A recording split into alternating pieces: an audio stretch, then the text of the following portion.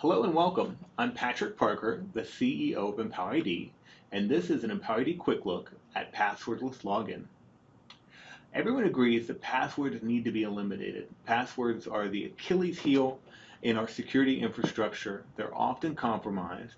They're very difficult to manage. They're expensive because users forget their passwords. And once the passwords are compromised, users often use the same password for many different sites. So hackers will buy lists of passwords and then try those passwords for other sites to try to compromise your identity. EmpowerID allows you to eliminate passwords, so therefore eliminating the security risks of passwords being compromised or hacked by someone else or sold and distributed. EmpowerID does this as a single sign-on provider. It is a federation server supporting all the major protocols: SAML, OAuth, OpenID Connect, WSFed, WSTrust. It also supports legacy protocols as an LDAP virtual directory and as a radius authentication server. But in the case of single sign-on, EmpowerID allows your applications to federate or to be enabled for single sign-on so that you can log in once to EmpowerID and then access any of your applications securely without being prompted to log in again. Now with passwordless login, users are able to perform that login or authentication without using a password. So let's take a look at what this looks like in real life.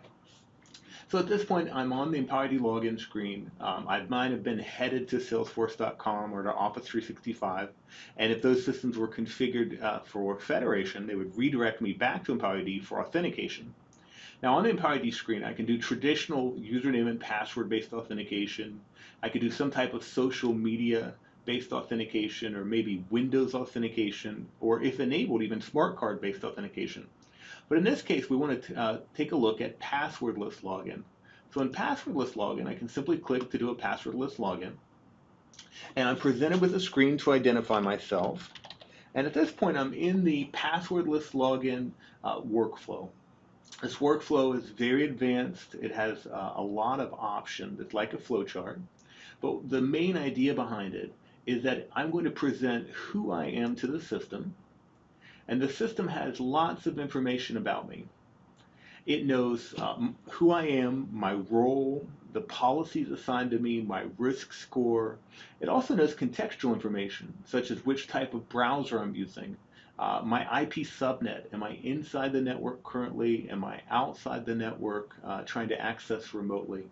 So it knows a lot of information, and it uses this in an adaptive authentication style to figure out what do I have to do in order to be trusted that I'm really the person I say I am, in this case, Patrick. So at this point in the workflow, it's asking me to validate my identity using one of my multi-factor options. EmpowerID supports many multi-factor options, but me personally, these are the ones I have enabled. I could receive a traditional one-time password via SMS to my phone or email or even a voice call delivery.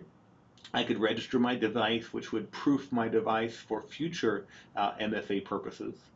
I could use the mobile authenticator, which is an iPhone, Android, and iWatch application, or I could use my FIDO universal two-factor security key from Ubico or another vendor. In this case, I'm going to use my EmpowerID mobile authenticator, which I have installed on my iPhone and my iWatch, and I'm going to click and have it send me a push notification. Now on my phone, I can see that I'm attempting to log in from which type of browser, from which computer and IP, and I can choose to approve it or reject it. Now at this point, the system checks, was that enough for the system to trust that I'm really Patrick? At that point it was. It let me into the system, but it could have asked me for additional authentication factors or more proof in order to validate my identity, maybe if I were on a remote subnet or something. But at this point, I'm logged into EmpowerID. I can go about my business. If I were headed to another application, I would be in that application now and performing my work. So this was a quick look at passwordless login, and I hope you found it informative. Thank you very much.